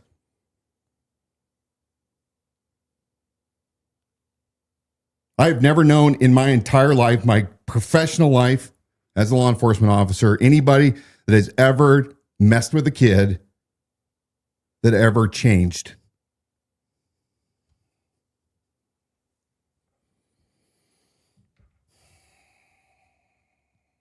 For those of you who hear anybody after this point of Paul himself admitting to being a molester, continue to support him and not demand for his immediate resignation. You guys all deserve the hell and damnation that's coming your way. Every last one of you. To him that knows to do good but don't doeth it, right? To him it is sin. I hope that this individual, this child that is now probably an adult that was assaulted by Paul, receives justice. It took Robert Morris's victim 40 years. If this happened in California, I don't think the statute of limitations are necessarily expired. It's disgusting to me that you've had, even prior to this audio we heard tonight, that you've had people defending this because of the length of time ago that things happened when Paul Vanoy's daughter Danielle came out with her statements. It was easy to just discredit. It was like a comment on it today that I had to resist responding to. It didn't even warrant a response. But that's just a kid, a disgruntled kid, and she hasn't talked to her dad in however long anyway. They don't really have a relationship, and discrediting all of it. But think about the position, these power players, as we've called them, in positions of authority and who they surround themselves with. And then ask me why you think it's difficult for a young woman to come forward as a child, or in teenage years, in her 20s, in her 30s. Ask me why it would be difficult for a victim who's been abused to come forward when you have somebody who's risen to that type of position in the community, who surrounds himself with a county sheriff, president of the ministerial association, who guides conversation through other power player pastors in this community to make sure they're all on the same page. You've got a former federal agent advising him politically, dancing between Paul Vanoy and the sheriff. And then you're going to talk to me? You're going to make an excuse for victims who are coming through a recovery program, or who were children when these things happened? What voice or recourse do they have when you have an entire county of power players and elected officials that are dancing around with each other to protect this? And that's the tip of the iceberg. We have much more. So, Mayor-elect Dan Gookin, you going to distance yourself from Paul Vanoy? Stephanie Fedster, are you going to distance yourself, since you were the, person in charge of the Turning Point USA Faith Hub, all of your medical freedom bullshit? You going to continue to carry the water for him and fix things, or are you going to be a supporter of people that abuse children? I mean, you bitch all the time about your daughter's so-called vaccine injuries and their so-called EMF injuries and all that shit. Well, what about those that are abused sexually? Are you going to continue to hang out with Paul? Aaron and Lucky Barnard, are you guys going to continue to hang out with him and justify it because he's so pro-Israel? Pro-Israel. So, there's nothing more important than being pro-Israel. Is that what you're going to do?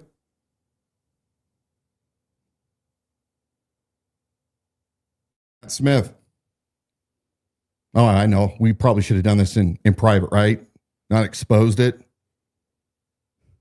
There's better ways to handle this, instead of handling it like a boss and letting the world hear about it, owning it. Keith Bowe and all of your wretched things that you've been involved with. Matt Irving. Tim Remington. John Padula. And John Padula, I'm coming for you. Well, we've got more that we're going to discuss. You want to come on and you want to start challenging me and telling me I don't know what the hell I'm talking about for a guy that ran for sheriff. We're going to allow you to eat your own words because you are a proven liar. You have no business being anywhere near the county commissioner's office. And you know what? I have to eat crow because Bruce Matari came out in the primary of 24. He wrote a scathing letter where he mentioned you, and I stood up for you. Bruce Matari was right. Everything that he said about you is right. You're still that felon inside this pastor suit. Your exposure is just beginning, man. Tim Remington, yours is about to get much worse. We will not put up with the corruption and the evil things that all of you are involved with. Let's play that audio one more time so people can hear it again in Paul's own words. If I told you, the senior pastors, the Ministerial Association, Koinonia House, the church I pastored before I came here, the members of this church, everything that I did in my early life, I robbed people. I was a gangbanger. I was a drug dealer. I robbed one restaurant with a butcher knife. I was pastor at Calvary Chapel in Livermore. I was an intern at Capital Christian Center. I have been actively involved in ministry for 40 years. And nobody knows that I molested my next door neighbor's daughter. Truth. I was a teenager. I was a stupid kid. Hey, come over. I want to see your thing. Let me see it. That I robbed people, broke into houses, robbed restaurants at knife point, was a gangbanger, drug dealer. I was just a stupid kid. Can you believe I molested my next door neighbor's 5-year-old daughter? I was just a stupid kid. Can you believe that? Gosh. Answer this. If you have more information, why trickle it out? Give us the information to decide ourselves, or is it because you want to make it to where we watch your program? Because it's our damn show. We're the ones doing the heavy lifting, not you. You don't do anything as far as I can tell. I don't know who you are. So you are the last person to come out and try to lecture me or give me any kind of advice as to what I should or shouldn't be doing. You can go pound sand and not watch. But there are reasons for our slow release. You have no idea who we're talking to behind the scenes and the things that we are working on. So you guys will have to just live with that. And if you don't like it, it'll go away. We don't make a damn dime off of this stuff. I think that in the past month, we've made what, $70 over reviews on videos? Is that, I mean, we don't make money like you guys think we are. Well, since you went down that road. Yeah, do it. No, then I will talk about the amount of money that has been invested out of our own pockets when it comes to equipment, time, talent, expertise, show prep, building trust in a community to where you have victims coming to us to share information. And that's the other thing when you're speaking out of your rear end, telling us why we don't just give it to you. Fake ass account name. There also is protection of victims to consider. And as I said, not 10 minutes ago, you understand what people who have gone through these type of abuses, what they are up against when you have people in these powerful positions. You have a guy who Dan said is a felon wearing a pastor suit who's running for county commissioner again because one loss wasn't enough. And he has enough of a belief in who and what he has surrounded himself with in important people and other elected officials that it doesn't matter his pastor or nefarious behaviors he's involved in now. He's going to run for public office. No guilt, no shame. So if we have information and we're sitting on it, it is because you exhibit wisdom in that as to when the time exactly is right. And when you have victims who are coming to you who have peace about their own security. So yeah, you have to trust our judgment on that one. And the money thing or watching the show, I don't care. Dan said last week, there will come a point where we understand our purpose in this community has been served and we are done, and the lights will go off and we will be done. It is not the goal. This is so hyper local that what we are doing is saying, you have a guy who ran for office, and I know I'm like a broken record on this one, but you have a guy who ran for office who said, I'm coming in here as a solitary man in belief that I can do this job as sheriff of Kootenai County to represent the people, and I can do it better than how it's being done right now. And he had a belief in that system that a solitary man could do that. And these evildoers in that process exposed themselves to us.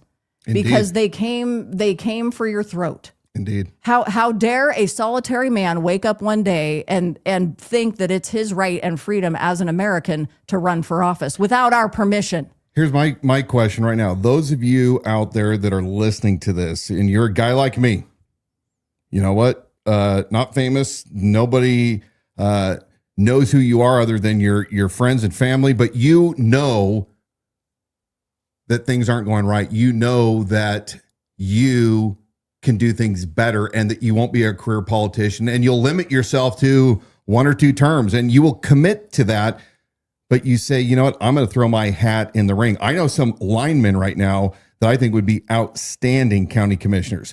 We need good men of solid constitution that aren't just a Republican, aren't just a patriot, but truly are constitutional men and women that love liberty. You may lose, but more often than not, when those of us go into running for office that say, kiss my ass, KCRCC, kiss my ass, North Idaho Republicans, kiss my ass, Altar Church, kiss my ass, Candlelight Church. I'm going to do whatever I need to get a message out. Eventually, you won't be able to silence all of us. The KCRCC one day will be irrelevant. We need good men of good courage to run for all county offices. How many of you right now could go in and do that job? Let's play some of these starred comments and let's talk about their questions or comments. I don't know. I think you put most of them up there, so I don't know. I don't know if we're gonna go back to. Let's go to the most recent ones. Yeah, because actually, this is a good question. When will some kind of charges be brought? That's what needs to happen next. That is an outstanding question. Thank you, Holly. She's joining us there on Facebook because it does. There has been a lot of chatter surrounding that. I think there is an active Coeur d'Alene police case that is currently underway. So there you have it. And I want to encourage you too, if you have been victimized or abused and you have something in correlation with these stories and these pastors, if you need to contact the Coeur d'Alene police and see if you can become part of an investigation that is currently underway. We obviously are here. I was sitting down with Dan and saying, when we're questioned is why is this now the court of public opinion? You're just making this like a social media trial and it serves no purpose. Well, it's because if you have people who in 2 or 3 decades, if you have victims who haven't received justice, we're past that point. So if we're able to move the needle because we can help share somebody's stories or make public their statements because they had not received justice to that point in 20 plus years, then that's what we're going to do. That is why our responsibility is to that truth and the victim's truth and to represent that. And we do believe that it has moved the needle. Mm-hmm. It has forced these guys at least into defense mode. Yeah. They have lived their career lives as religious leaders being cushioned and protected and gaining financially in whatever method and means by which they do that. Clout and power. Holly, I want to also say, I wish I didn't have to say this, but I believe that while Coeur d'Alene and Post Falls and Rathdrum and Spirit Lake I think they're solid agencies that will definitely conduct investigations. I have no such confidence in Kootenai County Sheriff's Office under Bob Norris. Remember, Bob Norris was presented information about human trafficking taking place last year before the election and refused to act on it because he didn't want to be embarrassed during the campaign. He said it in front of a senator, a state senator, but it's not because the men and women that are good investigators at Kootenai County Sheriff's Office aren't willing to do it. But if the sheriff himself is running interference, and we no confidence. We have brought you the audio of Paul Vanoy in his own words, and no, it is not spliced. It's not edited for our own purposes with your clown emojis and everything else. It's him in his own words. And there are other pastors on staff. We have now published the entire hour and 40 minutes of exhausting him running his mouth, where he says in his own words, Bob Norris has always done everything that I've asked him to do. Mm-hmm. So when we're telling you, we don't think you're going to get a fair investigation there, and that's probably not the place to go, that'd be one reason why. Okay, go ahead. Do you think Candlelight can stand up to him? Him, I'm certain, is Paul. They don't have a choice. They must. If they do not, the entire organization will shatter into a million pieces. Because people with children are not going to look favorably if their lead pastor was somebody that admitted to molesting a 5-year-old. And by the way, we have others that have reported to us that there was a registered sex offender that was giving skate lessons at Skate Plaza. Yeah. And Paul knew about it and refused to act and to not allow the sex offender. When he purchased the skate rink, he was given information that you have an elite skate instructor that has been removed from this premise and has been barred from being here giving skate instructions because you cannot be around children. Paul Vanoy was given that information and he refused to act on it, is what we've been told. That's one we're going to say that's what we've been told. And by the way, Don Bradway, you're also one of those guys. You're really close to this congregation. You know better. So what are you going to do to hold Paul accountable? Or are you just going to sit there bragging about your NRA board membership and you're just going to continue to go and support the guy? What are you going to do, Don? You were a professional down in LA for how many years with fire? Did you put up with that down in LA? I think not. In the audio, the other thing, because I have a feeling I'm going to get messages, private messages and texts from a lot of you guys after the fact, because it's going to take time for you to digest that as well. And many of you are going to reshare this program after we're live, or some will come back and hear it because you haven't been able to watch it live. Listen to the tone. And that is the other thing, why transcripts don't do this justice. When you hear Paul Vanoy in this newly released audio tonight, it is the tone that to me was so chilling. So not even just in the words that he's saying, but it's, for those of you who maybe have a degree in this, I'm not going to go down that path and pretend that I know, but it was just a cold and chilling, even in the delivery, as though it's without remorse. I am just emphatically telling you that, messed up. It was almost like he was trying to be a modern day Apostle Paul. These are all the things that I did. I was a terrible, horrible person. And I robbed a restaurant one time with a butcher knife. My take on it is that I think he almost has this belief that the more he's able to say these things and admit and confess these things, that the things that he has done that have been heinous lose their power. And he surrounds himself with people where he thinks it's safe to make these statements. And then it somehow loses its power, and it makes it seem not that bad. He wouldn't, if he really thought any of it was that bad, he wouldn't have been telling it to anybody, but yet he does. I mean, look, I'd like to see Paul Vanoy come out this Sunday and tell the story that he just said, that he molested his neighbor's daughter who was 5 years old.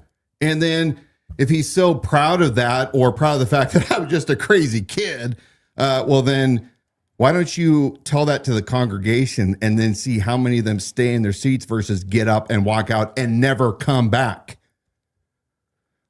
Lisa, Schultz, he needs to be a man and resign now after all this. Enough is enough. Yeah, you're exactly right. The good people that are faithful, everyday Christians that are attending that church, they do deserve justice. They themselves deserve to have a shepherd who doesn't talk and behave like Paul does. What again? And we can head in the direction of wrap this up. But what? Just tell me again, for anybody who says, "Look, he obviously was stating these things boldly. He's a reformed, redeemed, repentant individual," which is why he's just sitting there emphatically telling you how messed up he was in his teen years or in his youth. But the key here is the sexual abuse of a child. Mm-hmm. Why? How do you respond to somebody that still tries to defend that if they say, "Look, he did that when he was a teen, hormones were raging, he was really never a messed up dude," although he substantiates that he was very messed up with all the other activity he was involved in that same time frame. But why is it not probable or believable that he just, those issues no longer, it's just not it's not something we have to worry about? It's indefensible. Number one, did he ever admit what he did to law enforcement or to the families? Was it ever adjudicated? Was he ever charged? Was he investigated?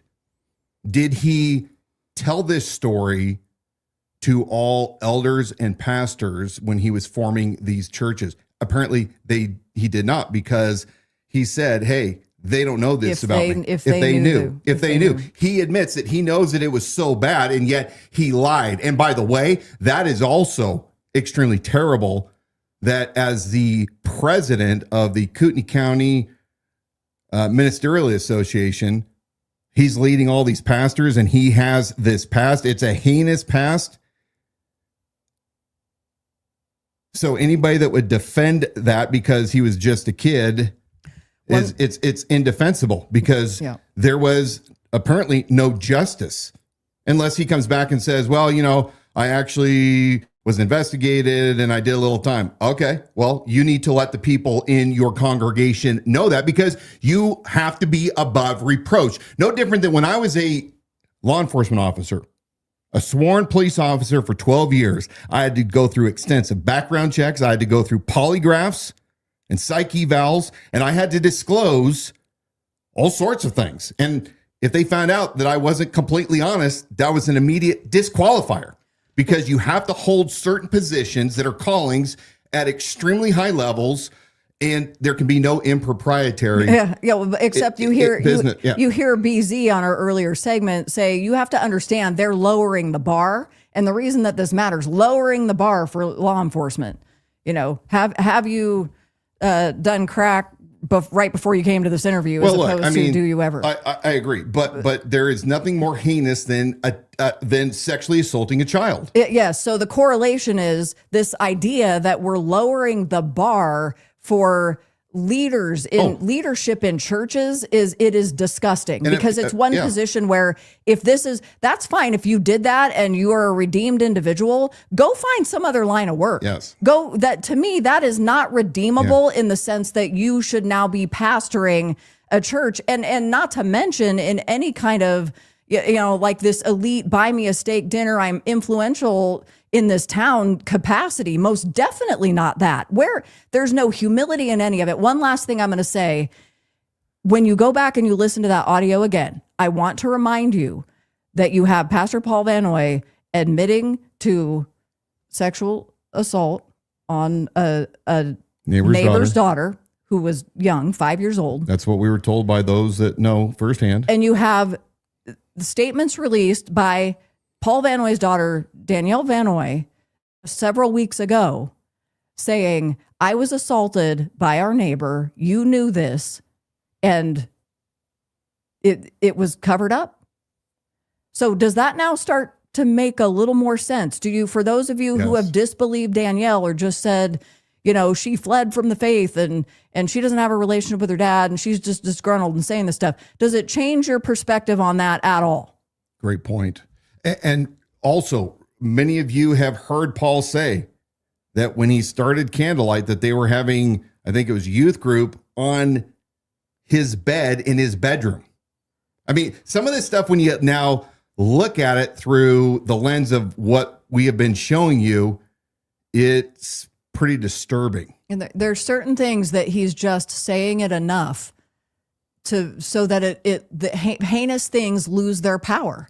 And that is why he runs his mouth and he says things like, we met in our house and we even had Sunday school class on the bed in our bedroom. I mean, things that are severely inappropriate at best, but he'll say them because he thinks that in making these admissions, those things lose their power or they really just aren't that bad. So are we at the place where we are now socially and religiously accepting this stuff? It's so commonplace. We don't have better options for men who can lead our church, who don't have that kind of crap in their past. Like that, is that where we are? And again, we're bragging that we're Kootenai County and we've fled all of these other states where this corruption's going on. And these guys have been at the helm in these churches for how many years? 20 plus years. There you go. Late 90s. So I don't know where you think you live, or for those of you who are newer, where you thought you were coming. But if we don't if this isn't dealt with now, and they've been in these seats for 20 plus years with who knows what's going on, and we've already exposed who they're running in circles with. I mean, we have learned that the people who, we made a post to this yesterday, but the one thing in common that people who hate Dan Wilson, the one thing that they have in common is they are all doing very bad things. And when it's exposed and we go do a little bit of digging, sure enough, bad business dealings, embezzlement, crooked politics.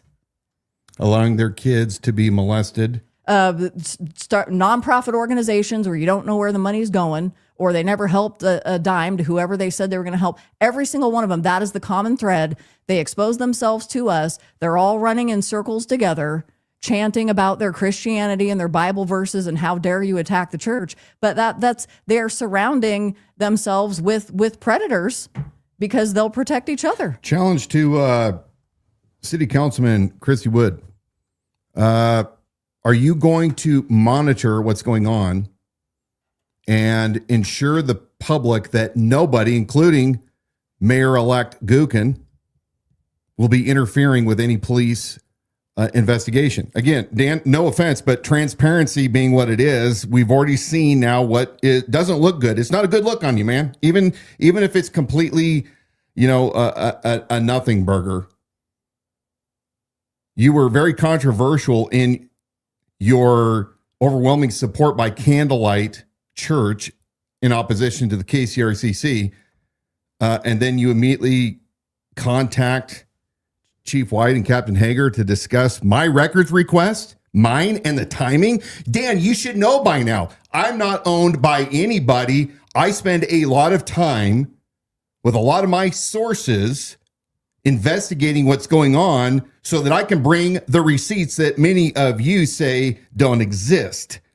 I think the proof of the fact that we get these things fast is at the heart of Dan and his inquiry to Coeur d'Alene. But look, I want to know, is Coeur d'Alene City Council and the mayor's office going to allow investigations by Coeur d'Alene police to come to whatever conclusion they come to in their investigation without any interference by politicians? Well, if Stephanie Fetzer has her way, they're not going to be able to do it. She's coming in. What are the chances, just theorizing, what are the chances that meeting is set up to get cozy with Stephanie Fetzer because she is a handler and she knows good and well what she's doing, to what? To protect Paul Vanaway from potential investigations going on or to somehow obstruct. I just don't think, Mr. Gookin, that you want to be part and parcel to that. Run. I really don't. Let's go to my very last slide. We're going to talk about a quote from C.S. Lewis in his great piece, The Screw Tape Letters. It does not matter how small the sins are, provided that their cumulative effect is to edge the man away from the light and out into the nothing. Murder is no better than cards. If cards can do the trick, indeed, the safest road to hell is the gradual one, the gentle slope, soft underfoot, without sudden turnings, without milestones, without signposts. people that are supporters of Paul Van Noy and Candlelight, what are you guys doing? I hope those of you that watch on a regular basis, or if you're brand new, whoever you are, I hope you have a very Merry Christmas full of loved ones and relaxation. Hope you have a great, happy new year. I want to especially shout out to all you first responders, law enforcement, fire, rescue, medical, that will be working these long, hard shifts away from families, linemen, whoever is working to protect this community, to make certain that we are running. We're thinking about you. Now, be strong and of good courage. Keep praying for my miracle friend, Jim Harbin. Pray for the victims that we have been exposing. And I would just ask that you would pray for justice. I pray for that you would pray for discernment and illumination on these things. Thanks for joining us. It's been a great year. Thank you for joining us 51 times since January 1. As Dan said, thank you for joining us tonight on the Liberty Without Compromise broadcast. I know some of this was rather heavy. I appreciate that Dan is asking for prayer for those victims and abused, and that we do all exhibit wisdom in how this can be brought to justice, so that it isn't just a lot of talking and a lot of exposure for the effort of destruction, but really it is for the ultimate rescue of the most vulnerable. Visit our website to watch past episodes. That is libertywithoutcompromise.com. Subscribe to our YouTube channel. That is still and always will be at The Idaho Sheriff, no matter your thoughts on that. Suck it, Bob. Idaho Sheriff. By the way, Bob, we love the fact that you're continually watching all of my stories. We see your account and your wife, Susan. We see Bruce Matari. I love the fact that you guys have to make certain you're staying on top of whatever we're talking about, so you come up with your defenses.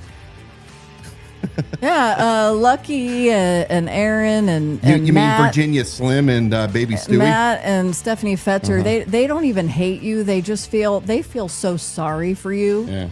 But that's just weird, though, that Sheriff Bob Norris is like peeping on our page, as you would say, All the time. like constantly. What is it now? What are we gonna have to stay on top of now? How come he never comments though? Just Bob, don't be a stranger. I mean, if you're gonna come by, drop a hello. Hell, I'd stand out with you right now and debate you anytime, any place about everything going on in Kootenai County. In fact, you can bring your FOP to back you up. I'll do it with both my arms tied behind my back, just to be fair.